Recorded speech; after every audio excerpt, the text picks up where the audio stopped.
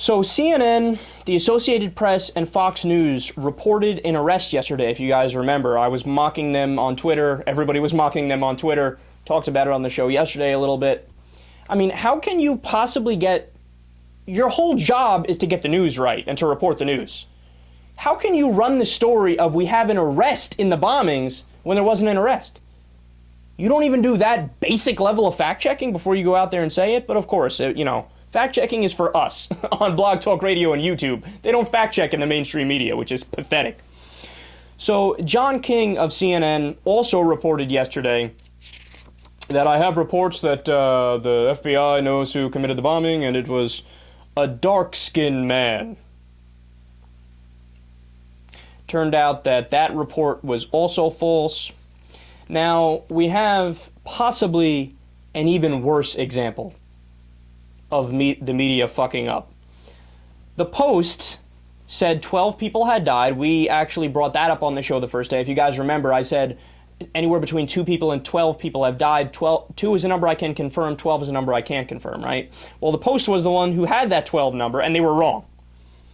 So the New York Post front page today is even worse. It's a photo of 2 purported suspects in the bombings at the Boston Marathon, and what it is 2 guys standing there. You see one of them with a backpack on, right? And you see the side of his face, his profile. The only problem? Those guys aren't suspects.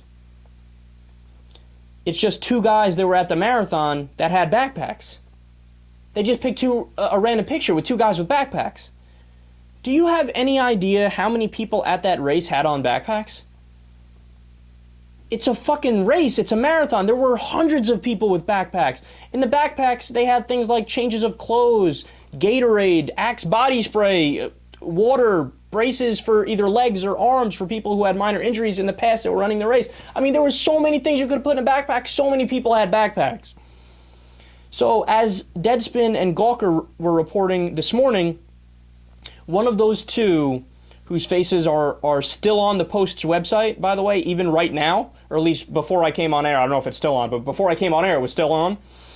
One of them is a local high school track runner who's been protesting his innocence on a Facebook post on which he had to change his name because he was getting so much hate.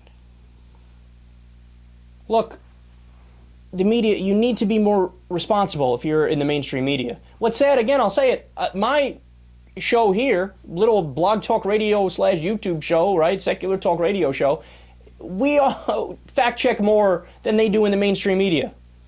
And it drives me fucking nuts. It's unacceptable. But why do they do it? That's the question.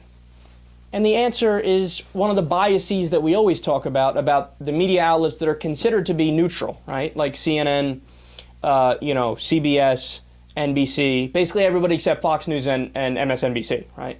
Who have their own problems. And the problem is sensationalism. They want to be the one to break the story. They want to be the one to plant the flag of we got ahead of it, we're the best name in news, right? But when you're so concerned with that, being sensationalistic, getting the story first, trying to beat Twitter, which is almost impossible, because Twitter always has it first, then you're going to run into problems like this. And it's a bigger problem than any of us are even imagining right now. Why? Because look, just to give you one example, you remember directly when the bombing happened, there was reports that the police detained a Saudi man. They did detain a Saudi man. You want to know why? Because he was running from the scene. You want to know who else was running from the scene? Everybody there. A fucking bomb just went off. You know what you do when a bomb goes off? You run.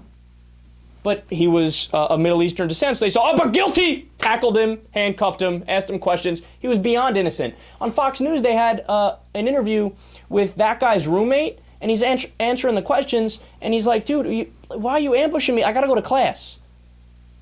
Anybody who looks Middle Eastern, guilty, they're done. And on top of that, there were other media outlets that reported, oh, somebody who's a suspect is in the hospital, right? And he's being treated now. So there were some people in Boston from Southie that showed up to the hospital with a baseball bat. They were going to go beat the shit out of that guy, right? You know how that all could have been avoided? If the media outlets fact-checked and understood first what is right and what is wrong, and they know before they report it. But no, if you're caught up with sensationalism and you want to be the first, you'll make mistakes that are unfathomable, right?